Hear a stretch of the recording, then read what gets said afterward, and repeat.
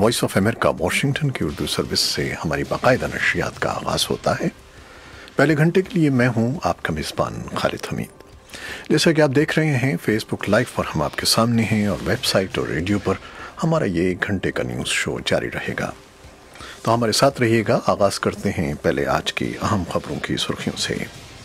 افغان طالبان اور امریکہ کے مابین ابوظبی میں جاری امن مذاکرات ختم ہو گئے ہیں۔ امریکہ کا کہنا ہے کہ بات چیت مفید رہی، جبکہ طالبان کے مطابق مذاکرات کا محور افغانستان سے غیر ملکی افواج کا انخلا ہے۔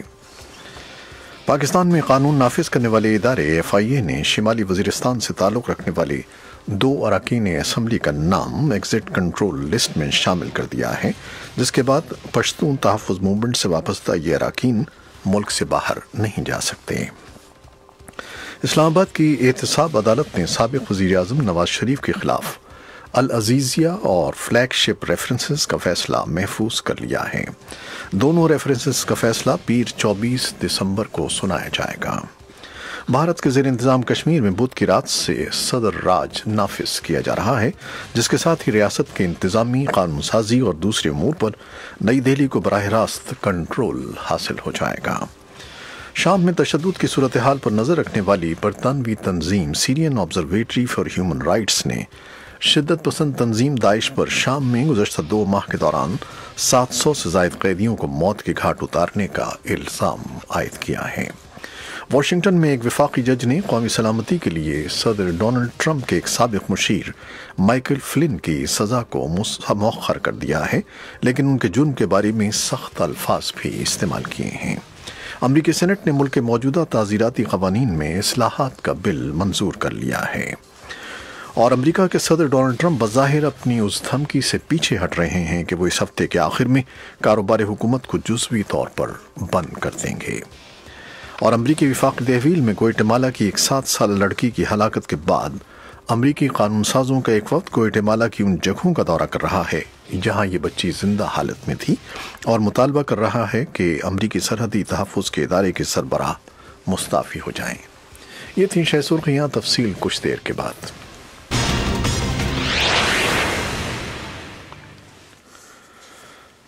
افغان طالبان اور امریکہ کے مابین ابوظبی میں جاری امن مذاکرات ختم ہو گئے ہیں۔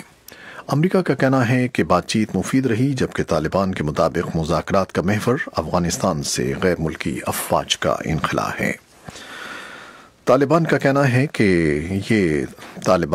یہ مذاکرات سنجیدہ موضوع پر تھے اور مکمل طور پر غیر ملکی فورسز کا افغانستان سے انخلا پر مرکوز تھے، اور اس کے علاوہ تمام خبریں محض پروپیگنڈا ہیں۔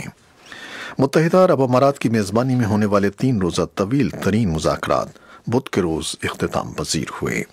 پاکستان کا کہنا ہے کہ اس نے باغیوں کی واشنگٹن کی اس ملاقات کا اہتمام کیا ہے، جس کا مقصد 17 سالہ افغان جنگ کا خاتمہ ہے۔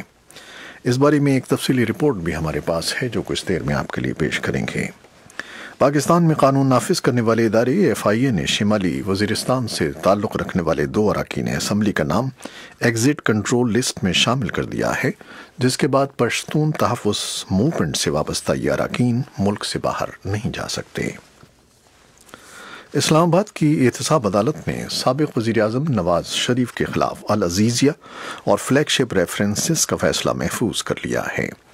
دونوں ریفرنسز کا فیصلہ پیر 24 دسمبر کو سنایا جائے گا۔ احتساب عدالت کے جج ارشد ملک نے دونوں ریفرنسز کا فیصلہ بدھ کو فریقین کی جانب سے قانونی نکات پر حتمی دلائل دینے کے بعد محفوظ کر لیا ہے۔ بھارت کے زیر انتظام کشمیر میں بدھ کی رات سے صدر راج نافذ کیا جا رہا ہے، جس کے ساتھ ہی ریاست کے انتظامی، قانون سازی اور دوسرے امور پر نئی دہلی کو براہ راست کنٹرول حاصل ہو جائے گا۔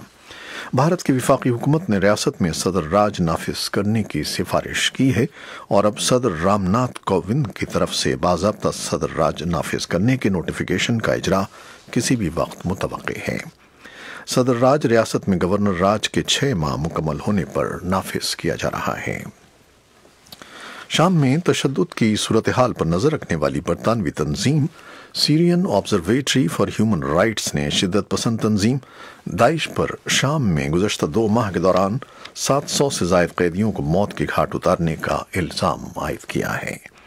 آبزرویٹری نے بدھ کو اپنے ایک بیان میں دعویٰ کیا ہے کہ قتل کیے جانے والے قیدی ان 1350 عام شہریوں اور جنگجوؤں میں شامل تھے جنہیں داعش نے اپنے زیر قبضہ شام کی مشرقی سرحدی پٹی پر یرغمال بنا رکھا تھا۔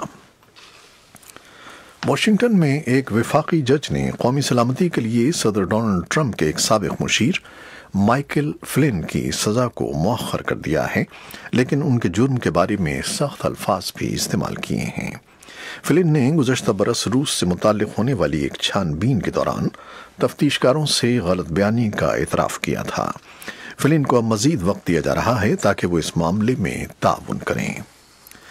امریکی سینٹ نے ملک کے موجودہ تعزیراتی قوانین میں اصلاحات کا بل منظور کر لیا ہے، جس کا مقصد معمولی جرائم پر قید کی سزاؤں میں کمی لا کر جیلوں میں موجود قیدیوں کی تعداد کم کرنا ہے۔ منگل کو ہونے والی رائے شماری میں 100 رکنی سینٹ نے فرسٹ اسٹیپ ایکٹ نامی بل 12 کے مقابلے میں 87 ووٹوں سے منظور کر لیا۔ اب یہ بل ایوان نمائندگان کو بھیج دیا گیا ہے، جو امید ہے کہ موسم سرما کی تعطیلات سے قبل ہی اسے منظور کر لے گی۔ امریکہ کے صدر ڈونلڈ ٹرمپ بظاہر اپنی اس دھمکی سے پیچھے ہٹ رہے ہیں کہ وہ اس ہفتے کے آخر میں کاروبار حکومت کو جزوی طور پر بند کر دیں گے۔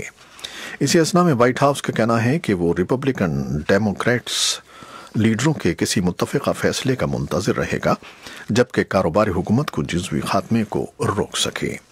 ٹرمپ چاہتے ہیں کہ امریکہ میکسیکو سرحد پر حفاظتی دیوار کی تعمیر کے لیے $5 ارب فراہم کیے جائیں، لیکن ایوان نمائندگان اور سینٹ کے لیڈروں نے اس سے انکار کر دیا ہے۔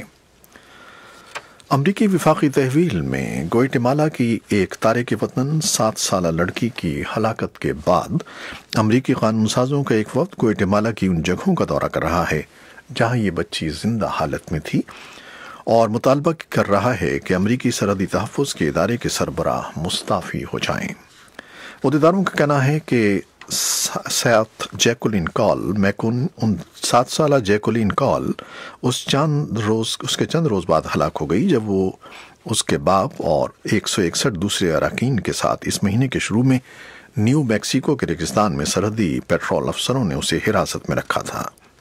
ایک قانون ساز کا کہنا ہے کہ حراست کی جگہ غیر انسانی ہے اور ان حالات کی تفتیش کا مطالبہ کیا ہے جس میں یہ بچی ہلاک ہوئی ہے۔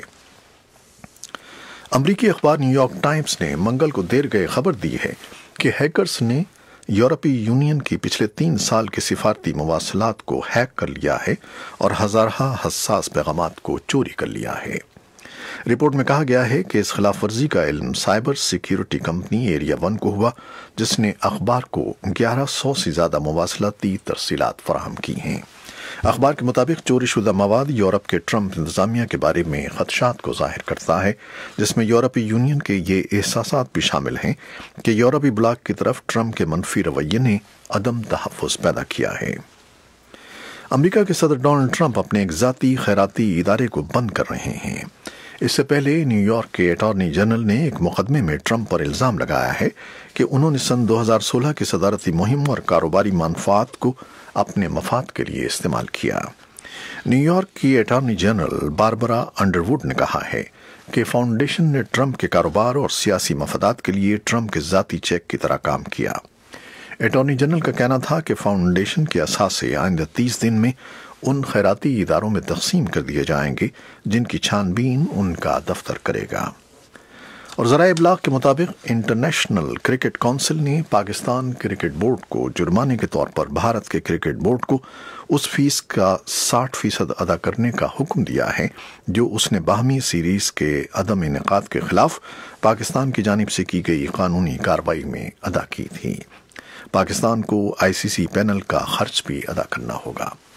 یہ تھیں وہ خبریں جو فیس بک لائیو پر ہم نے آپ کے لیے پیش کی۔ ان میں سے بہت سی خبروں کی رپورٹس، تفصیلی رپورٹس کچھ دیر میں آپ کے لیے پیش کریں گے، تو ہمارے ساتھ رہیے گا۔ فیس بک لائیو سے اجازت لیتے ہیں۔ اللہ حافظ۔